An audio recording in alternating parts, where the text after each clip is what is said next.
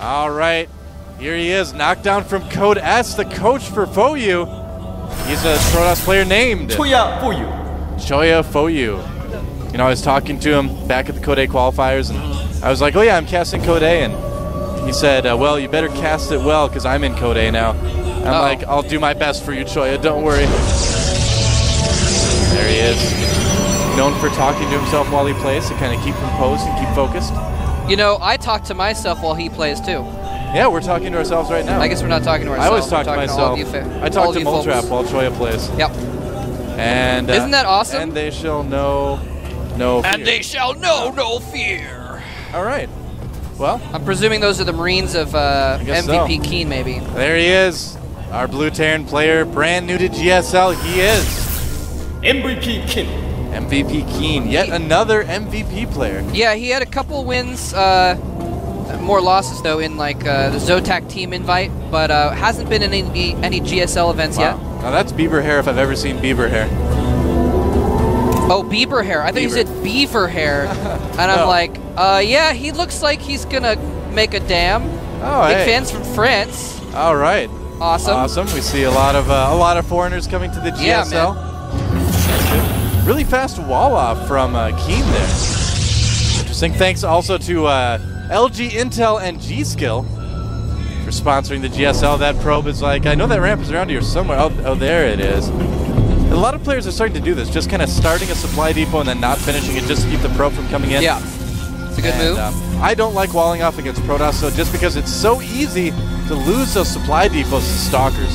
So I don't know. I'm one of those Terran players that never ever walls off against Protoss. Yeah, or some people love it too. Or it actually makes you pretty vulnerable if there's a Void Ray. Yeah. A Void Ray gateway attack early on. That's very true. So 2 gas going down for Choya, so probably not going to be any sort of 4-gate this game. Yep. A lot of core players down as well. Yeah, a lot of players would expand off of that. Now Choya, this is interesting. I found out he is, I think, the player with the longest span of time that he has been on GOM TV. Really? Because he actually played in the GOM TV Classic Season 1 in Brood War in 2008. Really? Yeah, lost in the first round, but he actually was on GOM TV back then as well. It's been around for a long time. Yeah.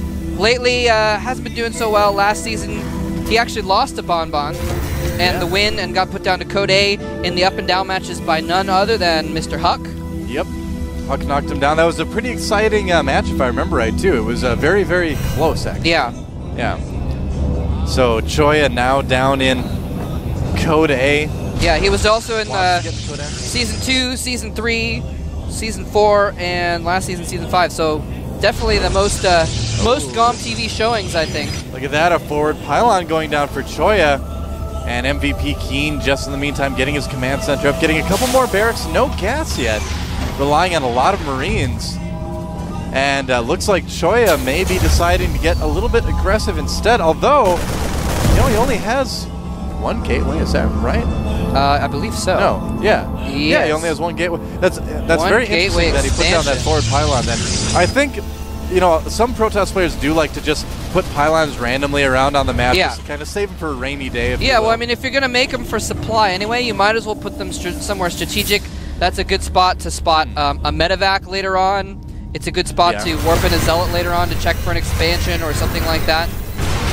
Marines coming in right now for Keen. He's going to try to do a little bit of damage. Marines actually do pretty well against Stalkers in a large enough number. The Stalkers can out-micro them, quote-unquote, but with a Marine group that's bigger than, say, 5, 1 or 2 of them are always going to get some shots off, so they actually don't do too bad. Yeah. Now, Keen, he actually has no idea that this expansion is down, and so it's kind of funny, there's 3 gateways, another couple gateways going down now, but Keen, he saw the pylon, though. And that might even make him more scared, actually. He's going to send his Marines back there to take care of the pylon. And you know what, Tasteless, if you're watching, I hate to be the one to break it to you, but everyone knows about your hallway now, man. We might have to start calling it the Tasteless, formerly secret, but now commonly known of hallway. It's out. 5 gates, so 6 gates actually for Choya. Well, suddenly the bunkers at the front just became more warranted. Yeah, well, the thing is, too, is that if he does go for a lot of sentries, he can, you know, force field off the bunkers, do a lot of damage that way. He's getting a Twilight Council, though. Interesting. So probably going Blink Stalkers, I would imagine. It's the most logical progression after this opening. And in the meantime, Keen getting his upgrades going, getting that engineering bay. I like getting that engineering bay upgrade or up early as well, is what I'm trying to say. Yep. Put a turret up at the natural, watch for observers, get your bio upgrades going. And this SCV might see everything. Uh-oh, Stalker. Whoa! Stalker's like, oh, take care of this. Probes are like, we got it. We got this. Shoot lightning.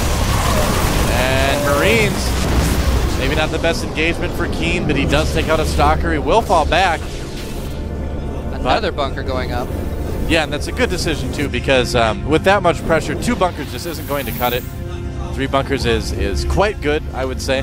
Oh, a Dark Shrine going up. Ooh. For Choya, though.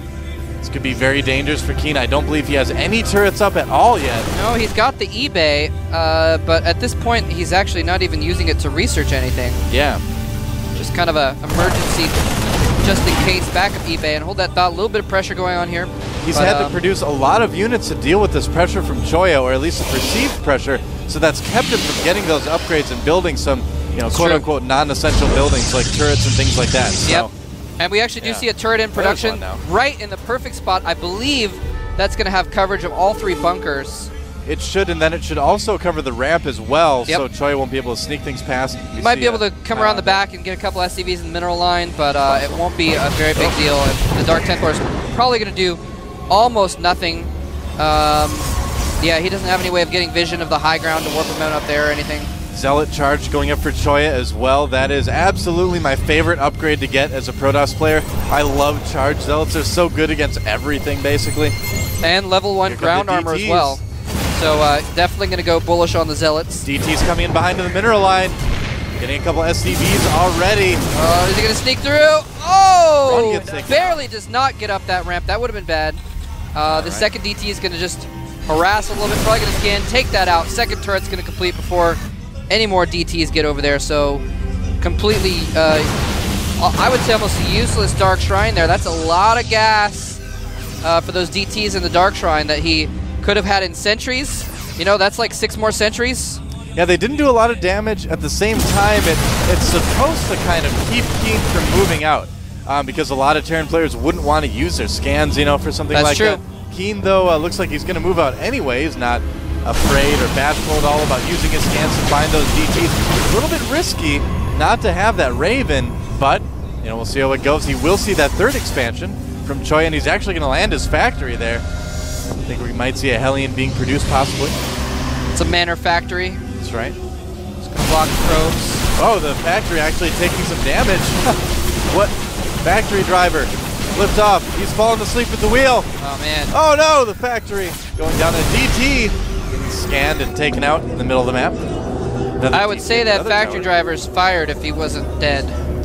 Yeah, well, he is fired in a different way. I suppose so. Fired. This is interesting. The way you said it made it sound so interesting. Yeah, well, I was waiting for it to go on the screen here. Marine running around. Just a single Marine dropping in is going to scout everything. Well, everything he already knows is there, actually. Yep. Oh, here comes an attack from MVP Keen. Force fields preventing a lot of those Marines from going through, but not really breaking up the forces as well. Yeah. Even that Marauder surviving. And Keen, the army getting split up a little bit. There is a DT there. Are there any scans left? I don't think Keen has what it takes to take out this army. No, a lot of the bio being trapped by Choya. And Choya looking pretty good right now.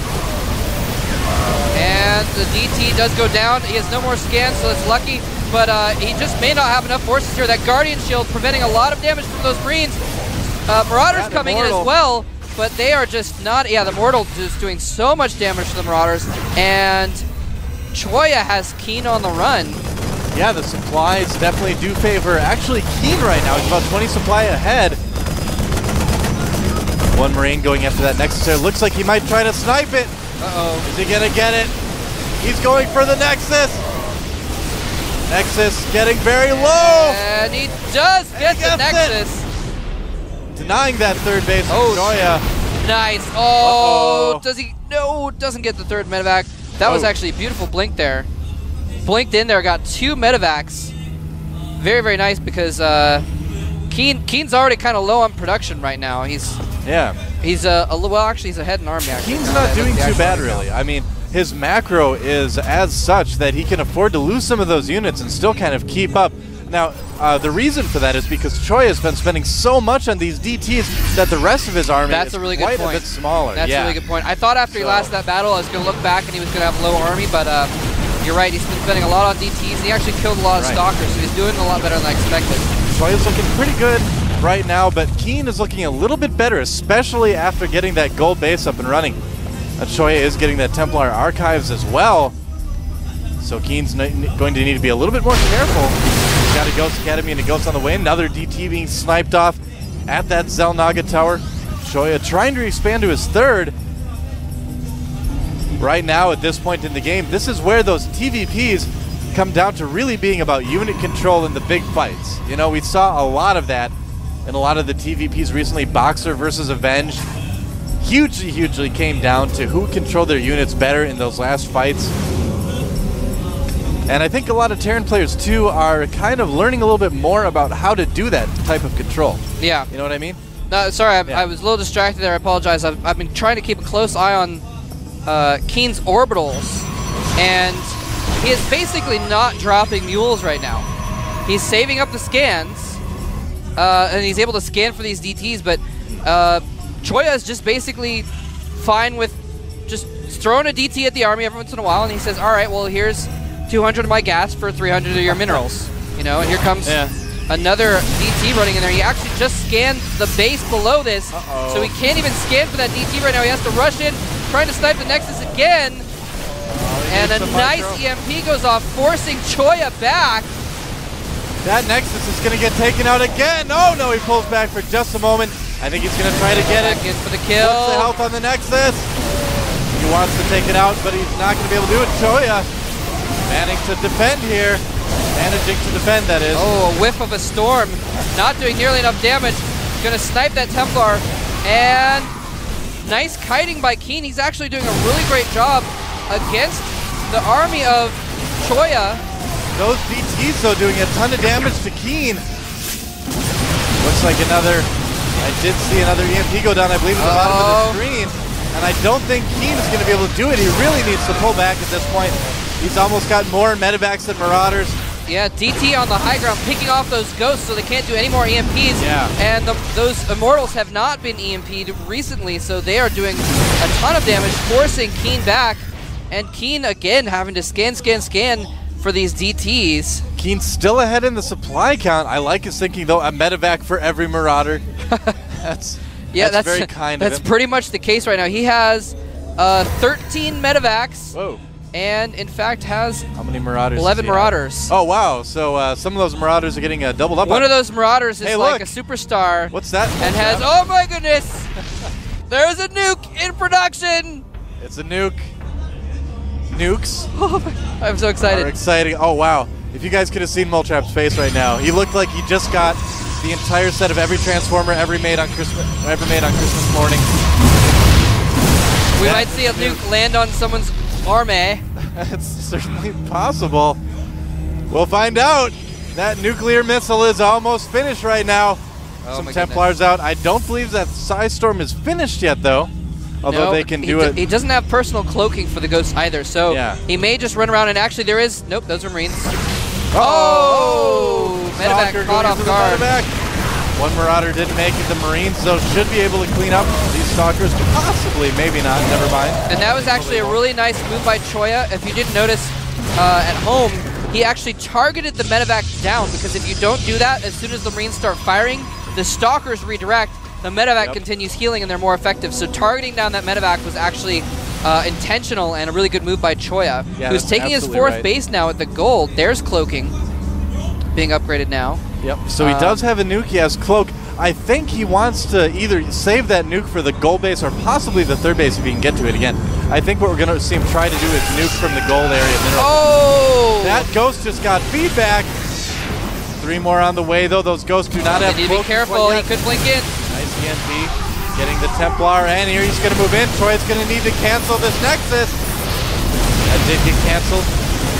Cloak about halfway done. Ghost running around the back.